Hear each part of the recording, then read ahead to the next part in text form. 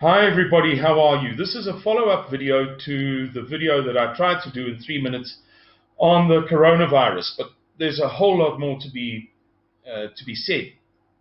And now, some hours later, we're getting a whole lot more information. So what I'm going to cover here is the spread of the coronavirus, the threat, medical, to you, the real threat to you, which is not a medical one, and then Saatlander's message regarding all of this. Right, so the first thing is just to, some information has come out. Firstly, Tencent in China, the big social media platform, approximately the equivalent of Twitter or WhatsApp, accidentally released figures that are completely different to the figures that the World Health Organization, the elites, the media, the Chinese, everybody else is giving you. And they're about, give or take, they're a lot higher. Today, Professor Neil Ferguson, who is the head scientist at the Center for Epidemiological Research, I think, but you can look him up, Professor Neil Ferguson, used quadratic equations to prove that the figures that have been given out until now as the rate of infection are the rate of death. So the rate of death is now about 28 to 30,000. And this has been proved or demonstrated with quadratic equations, which means it's pretty indisputable. Maths, there's no such coincidence, right? So there you're getting the truth from us. The rate of infection is about 28 to 30,000. This has been proven by Neil Ferguson and Chris Martenson. You can look him up.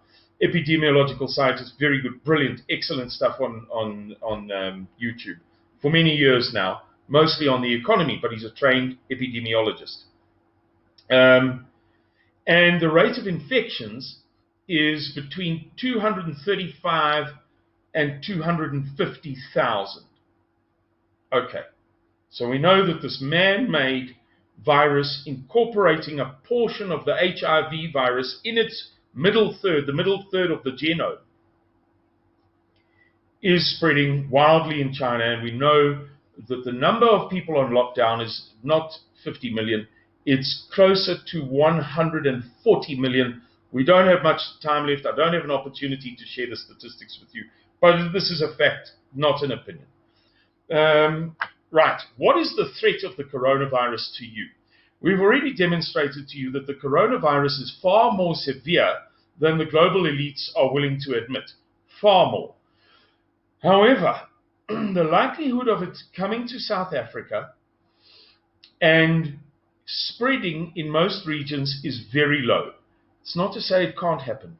It would be very easy for a chap on a Chinese ship docked in Durban Harbour to go into, if I may say so, a bordello and spread it there, and it gets taken back to KwaMashu, then KwaMakuta, and then it gets taken by taxi up to Johannesburg by some guy who's working in Johannesburg from Natal, and it could be taken into people's houses by domestic workers. It could spread right through Alexandra, and those of you who know Johannesburg know that Alexandra is really in the center of Johannesburg. Johannesburg encompasses Alexandra, although it's not always easy to see that it's there unless you drive on the right road past it. So it is possible that this could become an immense crisis in South Africa. However, the likelihood is low. Because of the restraint on travel that has been implemented prior to it raising its head in South Africa, it appears as if it will be difficult for it to infiltrate South Africa. Where the threat lies, rather, is financial. This is going to have a big effect on the Chinese economy, a tremendous effect. The Chinese economy is, in many ways, the axis of the current global economy. Not in every way, but in many ways.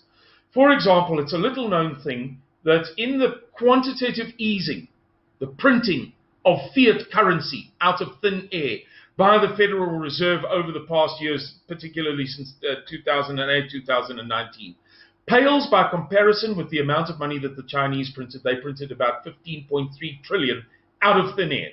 So There is a lot of lifeblood in the global economy through China's manufacturing, through this artificial money that they've injected, through their investments in Africa and elsewhere, that is now threatened, severely threatened. However, I'd like to end by saying this to you. Saatlanders as an organization is specifically set up to assist our people to remove themselves, I'm looking at the time, from a threat. Be that threat of whatsoever nature, should it be necessary, we will do our best to help. When I say that we will do our best to help, we don't pretend that we can fix any problem. We're not one of those braggart organizations that tells you how tough it is and ons gaan hulle oprol my maat in daai klas van goed nie. We don't have a perfect solution to the coronavirus. And in fact, you may be interested to know that in the past week, the South African government has requisitioned and purchased all of the stock of the appropriate type of mask, the N95 mask, I believe it's called, in South Africa. Fact. But what we can do is govern and manage a process of extraction from areas of threat, which is what we've always said we will do, and indeed we can do. Let's see how this thing turns out. Let's see what it precipitates. Not to give you a false sense of security, but I personally and senior management around me are of the opinion that this is unlikely to pose a grave threat to the history of our people in South Africa. If it does, however, and if somebody is needed to throw the life buoy into the water, if a lifeguard is needed to jump in and help, that will be Saatlanders, removing people along the safest routes possible from a clear and present threat, should one exist, in the most built-up regions of our country. Or if it leads to something else. Who knows? Who knows? Maybe hindsight is 20/20 vision, as they say. Who can tell?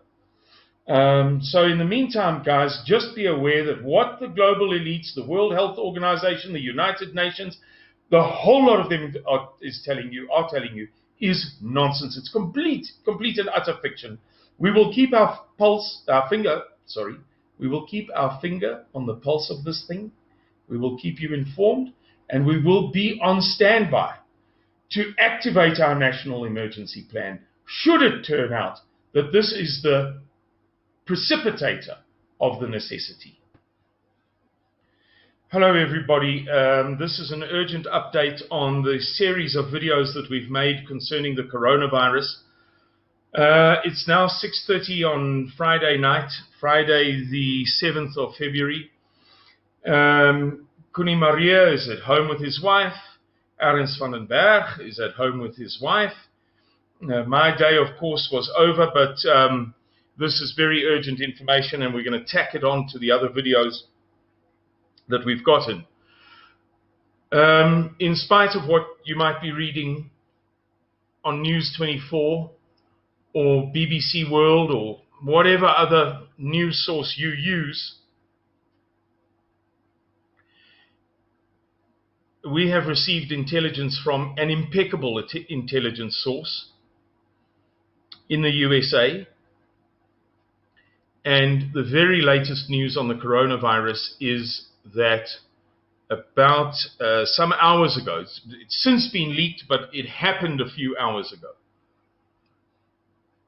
Guangzhou in China went into a kind of, I don't want to exaggerate, lockdown is not the right word, quarantine is not the right word, but a sort of a curfew, if you like. I think curfew, strictly speaking, is the correct English word. Restricting travel, restricting operations, restricting business, restricting transport, restricting government functions, and so on and so forth. That means that the total number of people in China, now with the Nanking region and the Hubei province, under curfew or lockdown or blockade or whatever is the correct term for each of the separate stringencies or stringencies of circumstance, is now 400 million. 400 million. It's not funny. I feel like laughing, but it's I can assure you, nervous laughter. This is very grave, and the likely effects upon the economy of the world are meaningful. As an emerging market economy, we will be affected worst. That's the way it works. Let's see how this turns out.